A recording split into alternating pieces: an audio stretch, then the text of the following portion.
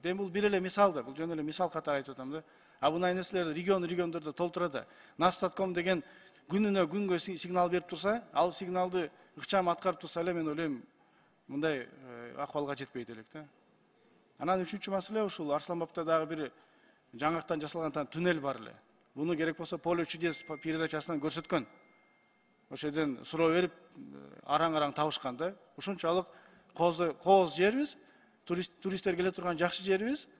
Бирок ошол жанагы жаңактан болгон туннель жок болуп баратат, кыйып атышат. Кафе куруп атышат, үй куруп атышат, жана башка кылып атышат. Ал биздин дагы бир өзүнүн достопримечательностьбиз, ал жокко барып атат. Ушул боюнча дагы тийиштүү тапшырмаларды бердирип койсоңуз, тескерисинче эгип, ошону узатып, кайра реклама кылып, эл келе тургандай кылыш керек деп ойлойм. Рахмат. Рахмат. Кийинки сөз Кожокулова Гүл Ахматкуловнага берилет. Рахмат, дорога.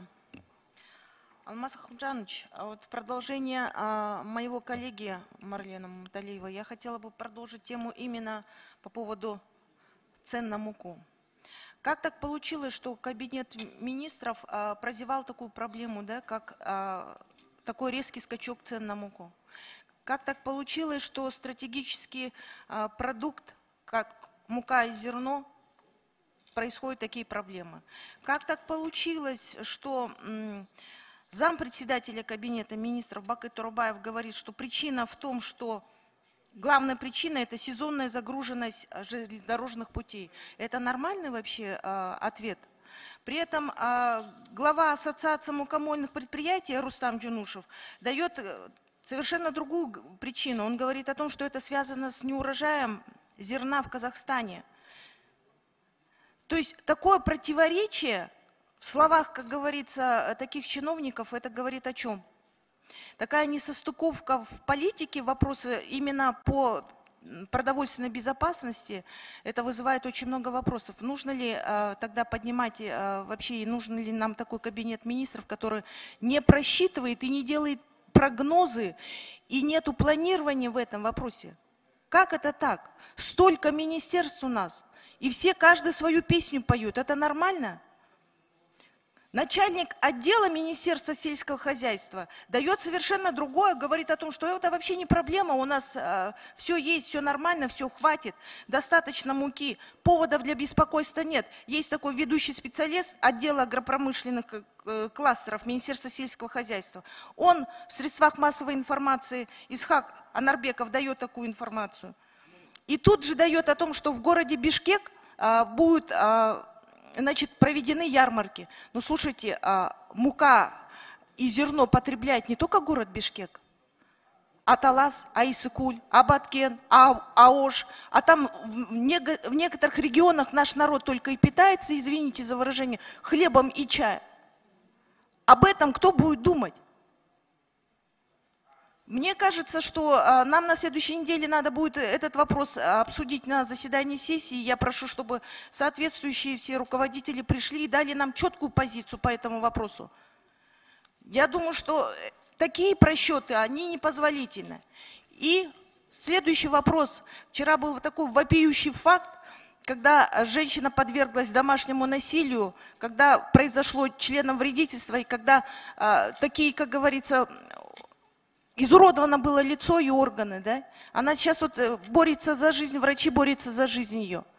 Я думаю, что министру внутренних дел надо спуститься с этого кресла и пройтись по всем, и поднять этот вопрос на коллегии по домашнему насилию, и принять соответствующее. Рахмат. Кийинки сөз Самый-Кожо Мирланга берилет. Рахмат, урматтуу төрага.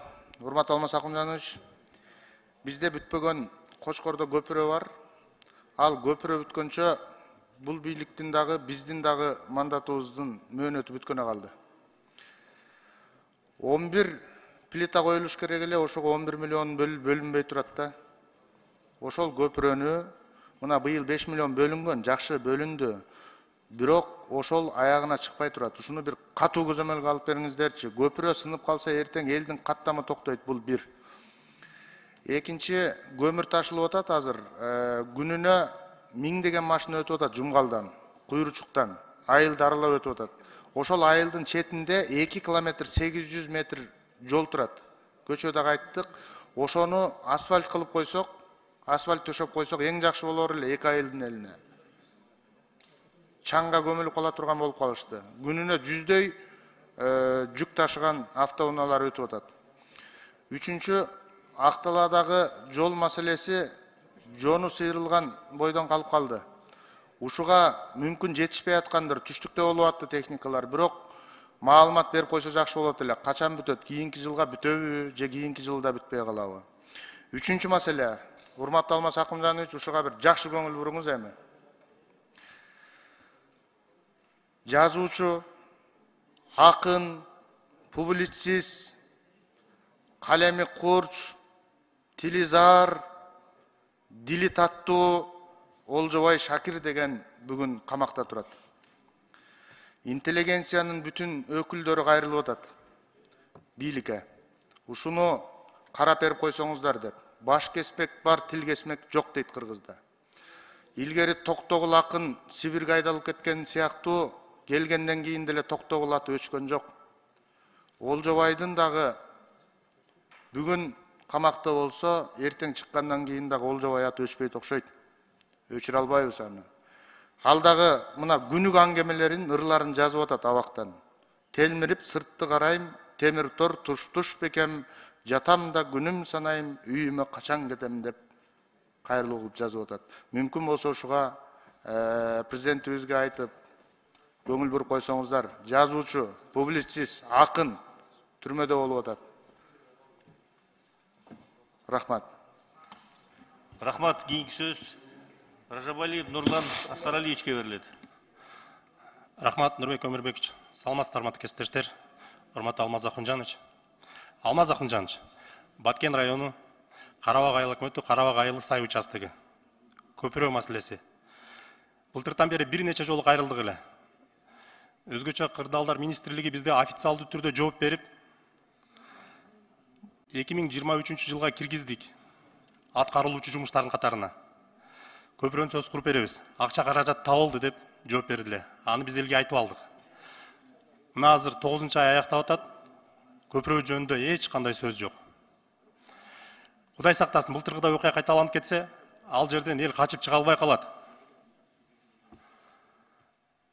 Биздин жаштар эми суу кечип качып кетиши мүмкүн, бирок кары картаң аксакалдар эмне болот? Эмне үчүн өзгөчө кырдаал министрлиги ушунча кош көңүл мамиле жасап турат да?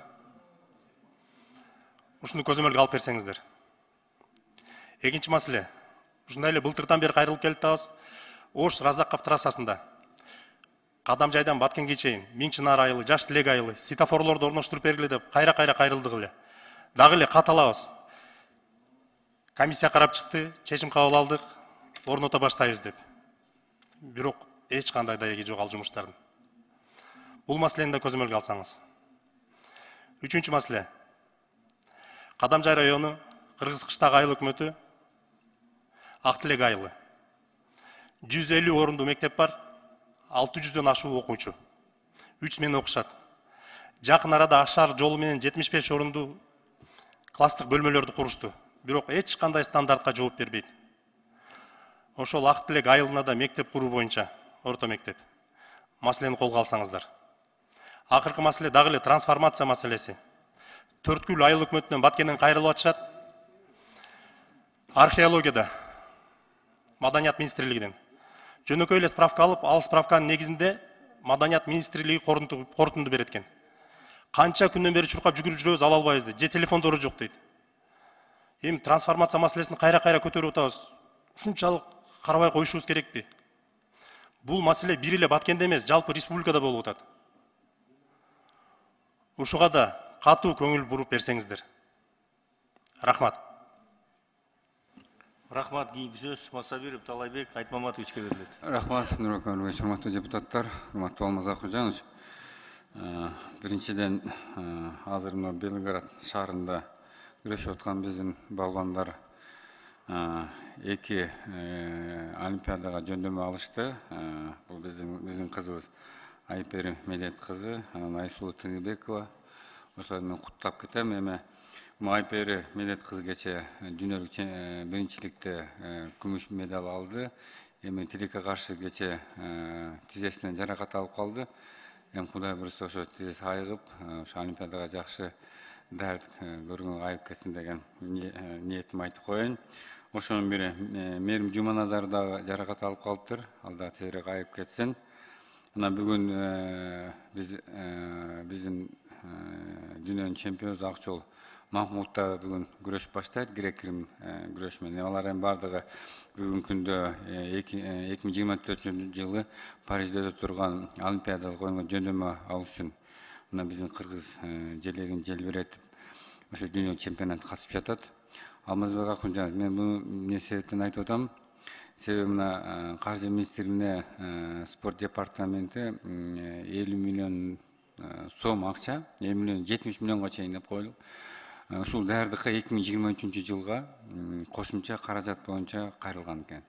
Ошону Алмаз Акунжанов өзүңүз спорт тармагын жакшы түшүнөсүз. Ошо боюнча каржы министрлигине кайрылды элек. Мен жана бюджет фискалдык комитетте да кайрылдым эле. Ошо акчаны бөлүп берүүгө карап койсоңуздар.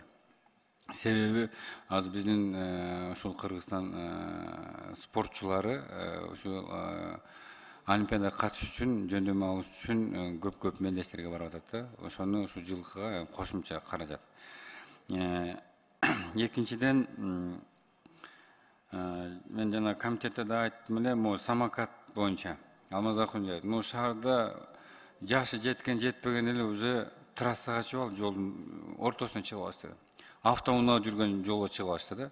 Буларга кандай көзөмөл болуш керек? Же ата энесине көзөмөл болуш керекпи? Же мына тротуарда жүрчү эле, азыр жанагы сотрясение алып атат, чоң грузовой машиналардын арасында жүрүшөт. Ал жерде жашы жеткен жетпегендер айдап жүрөт. Ушул боюнча бир кандайдыр бир балдардын коопсуздугу үчүн же ата энелердин жана айыппул салыш керек, же жана самокат кылганда конфискация кылып туруп, ошол жерде конфискация кылбай эле койсун, эми бирөөнүн ал жеке менчиги да айыппулдарын салуу боюнча. Мына Казакстанда 16 жаштан баштап уруксат берилген да, жана самокаттарды айдагандарчы. Мына канча жол көрүп атам, суулдап эле жана ортосунда жүрөт. Жашы жеткен жетпеген балдар айдап жүрөт да. Ушул боюнча бир кандайдыр бир көзөмөлгө алып койсо жакшы болот да. Рахмат. Рахмат. Кийинки